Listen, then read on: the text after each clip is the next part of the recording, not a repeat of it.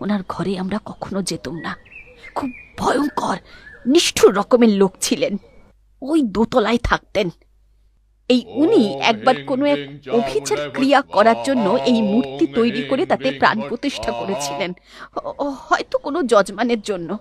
কিন্তু ওই যে কথাই আছে না, সাপুরের মৃত্যু সাপের হাতেই।